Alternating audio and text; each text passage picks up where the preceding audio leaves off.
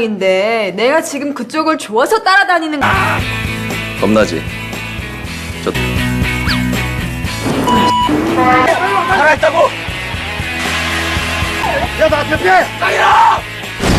그러면 내 손으로 살릴 수 있는 사람이 수백 명은 될 거야. ചില പ്രണയങ്ങൾ ആശുപത്രിയിൽ തുടങ്ങുന്നു, ചിലത് അവിടെ അവസാനിക്കുന്നു. പക്ഷേ ഒരു പ്രണയം മരിച്ച ഭാര്യയുടെ ഓർമ്മയിൽ ജീവിക്കുന്ന ഒരു ഫയർ ഫൈറ്ററിനെയും തൻ്റെ തെറ്റുകളിൽ നിന്ന് ഓടിപ്പോകുന്ന ഒരു ഡോക്ടറെയും ഒന്നിപ്പിക്കുമ്പോൾ ആ ആശുപത്രി തന്നെയാകുന്നു അവരുടെ യുദ്ധക്കളം. ഇത് ലവ് 911 എന്ന കൊറിയൻ സിനിമയുടെ കഥ. But this is not just a review.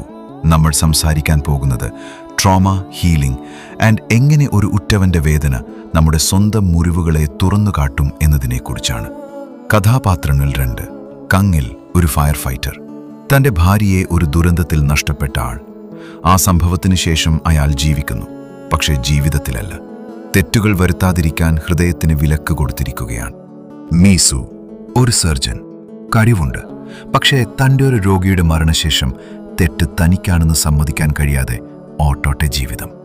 അവർ കണ്ടുമുട്ടുന്നത് ഒരു അപകടത്തിലാണ്. മീസു പ്രശ്നങ്ങൾ സൃഷ്ടിക്കുന്നു, കങ്ങിൽ അത് പരിഹരിക്കുന്നു.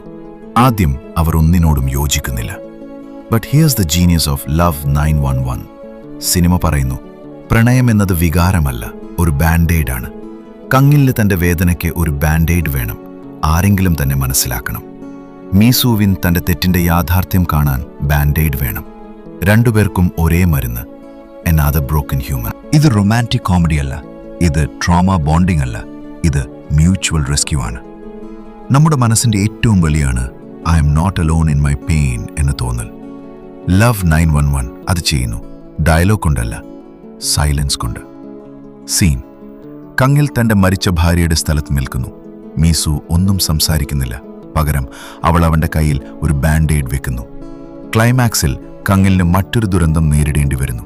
ഇത്തവണ മീസു ആ അപകടത്തിൽ. അവൻ അവളെ രക്ഷിക്കുന്നു, ഇത്തവണ ഡ്യൂട്ടി കൊണ്ടല്ല, ലവ് കൊണ്ട്. ലവ് 911 എന്ന പേരിൻ്റെ അർത്ഥം ഇമർജൻസി ബാൻഡേഡ് എന്നാണ്. 911 എന്നാൽ emergency. Some loves are not meant to last for ever, some are just meant to stop the bleeding. ഇപ്പോൾ ഞാൻ നിങ്ങളോട് ചോദിക്കുന്നു, നിങ്ങളുടെ ജീവിതത്തിൽ ആരാണ് ആ 911 ബാൻഡേഡ്? ഓർ നിങ്ങൾ ആരുടെയെങ്കിലും ബാൻഡേഡായി മാറിയിട്ടുണ്ടോ? ലവ് 911 ഒരു പെർഫെക്റ്റ് ലവ് സ്റ്റോറി അല്ല, but it's an honest one.